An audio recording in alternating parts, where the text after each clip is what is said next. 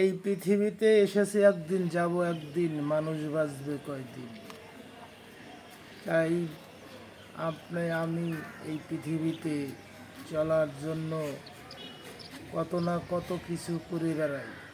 এই যে শহর, বিল্ডিং, যাই বলেন না কেন, বাজার ঘাট, টাকা পয়সা, ধন সম্পদ সব একদিন ছেড়ে আমার আপনার চলে যেতে হবে, এটাই বাস্তব। কিন্তু তারপরেও আমরা সবাই জানি, সবাই বুঝি, কিন্তু তারপরেও আমাদের জানা না জানার ভান করে আমরা চলাফেরা করি।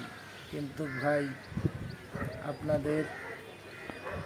আপনারা দেখবেন রাস্তাঘাটে চলার তাগিদে কিছু কিছু আমরা যারা অভাবী দিনমজুর, আমরা রাস্তাঘাট দিয়ে চলাচল করি ভাই।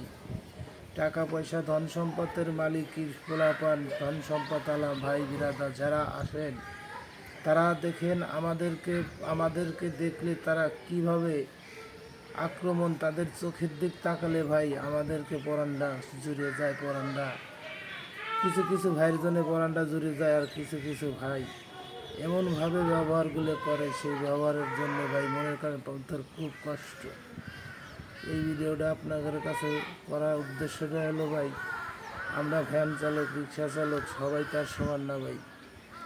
কিছু কিছু ভাই বিরাদা আছে পিছন কোনাতে আসে, মনে করেন আমি আমার গাড়ির আমার লোড গাড়ি নিয়ে আমি যাইতে পারতেছি না, পিছন কোনাতে আসি দামিয়া হোন্ডা, দামিয়া গাড়ি নিয়ে এসে এমন জোরে পিক আপ, এমন জোরে হরেন বাজাই ভাই, তাদের আর আমাদের দিক আগ্রসর প্রতিহিংসা করে তাকায়, মনে হয় যে আমাদেরকে মনে হয় যে তারা পারলে মারে, এইরকম আচরণগুলো করে ভাই। সেজন্য মনের দিক থেকে খুব কষ্ট লাগে যে আমরা কি দেশে বসবাস করি। এই দেশ নাকি স্বাধীন দেশ, এই স্বাধীন দেশের সবারই কেউ না কেউ ভুল আছে ভাই। কিন্তু তারপরেও তো বোঝা লাগবে যে রাস্তাঘাটে চলাচল করলে আপনি যদি আমার মতন হইতেন, খালি আপনার গোয়ার তলে যদি 5 লাখ টাকার হোন্ডা যদি না থাকতো, আপনার গোয়ার তলে যদি আমার মতন দরিদ্র, আমার মতন অসহায়ের মতন মানুষের যদি এরকম একটা ভ্যান গাড়ি চালাইতেন, তাহলে আপনি কি করতেন?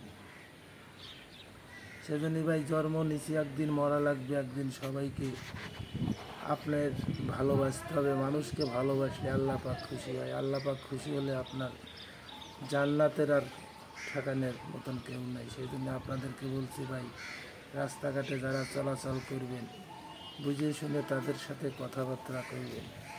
এই কথাগুলো আপনাদের কাছে